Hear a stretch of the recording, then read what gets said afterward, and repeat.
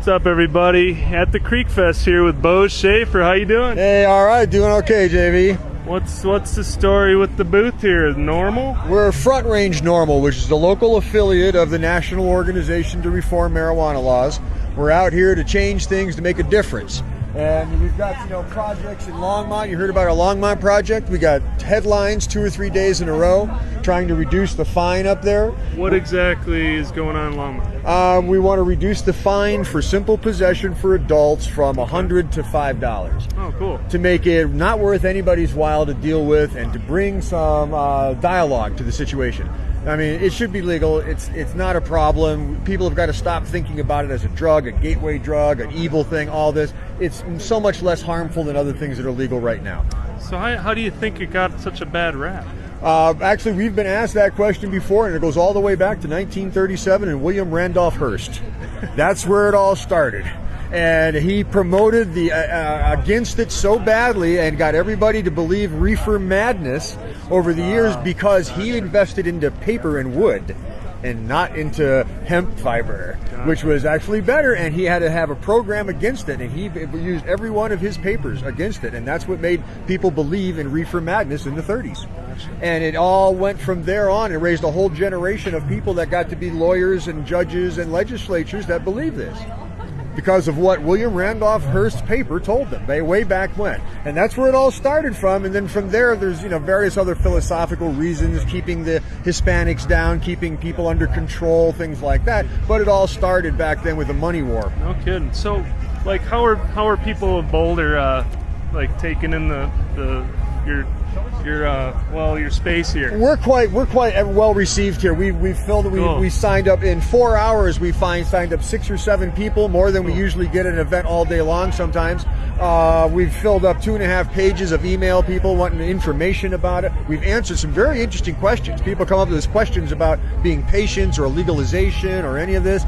We're basically here to disseminate information and get people talking and thinking about it. So do you have a meetup group, or is there a way do you have a local forum that you guys have? We have on the last Sunday of every month, we have a meeting up at the Mishawaka in Fort Collins. It's a music venue up in Fort Collins. And throughout the summer, we have several events up there. We're having the medical marijuana harvest cup this fall, where we rate the medicines. There are now 45 dispensaries in this state. And they're jumping up all over. There's 7,000 patients. The medical marijuana situation is just exploding in Colorado right now. Wow! And I heard there was one right here on Valmont. There's one out on Valmont and 30th, and even Boulder. It's the last last place in the state where they actually got a dispensary is here in Boulder. So amazing. So I also heard that it doesn't take much to be a grower if you have people patients. If you have patients you grow for, you're considered a caregiver. Yeah. And part of the problems we're having with the law is the law never went far enough to define this as a business. It just says if you as a patient wanted to grow 6 plants, you could, and if you couldn't, you could have somebody else grow it for you. That's all the law says. Well, what if a bunch of people like this guy grows it really well, and I like him to grow mine, and all my friends that are patients, we all want him to grow our stuff for us. Yeah. And so all of a sudden, this one grower's got 10 patients and can grow 60 plants, 80 plants. And that's not really covered under the law, and they really want to start to regulate that. But what part of our process is to turn their minds from looking at it from a law enforcement point of view to looking at it from the patient's point of view. Sure. How can the patient get their medicine easily, safely, and effectively, and not put all these roadblocks just because of law enforcement that makes it hard for a patient to get things. So now doctors are giving out prescriptions for this? Doctors have always been allowed to give a recommendation for it, and if they give you a recommendation saying your condition it may be helped by marijuana, then you can go to the state and get your license. Wow. And the state charges you $95 for it. And they give you, and you get this big red M on your chest, so to speak, and you can be a patient. You can legally do your medicine here in Colorado in the privacy of your own home. Wow. So what's the website? We're frontrangenorml.org.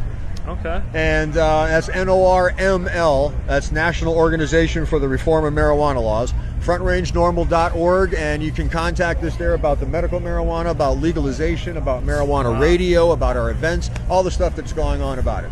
Well, that's really cool. Well, I really appreciate all you're doing, and thank you so much. And I'm sure all the patients are very thankful. Well, we're out Appreciate there it. trying to make a difference, you know? Cool. All right, Zach. See you all later. Take care.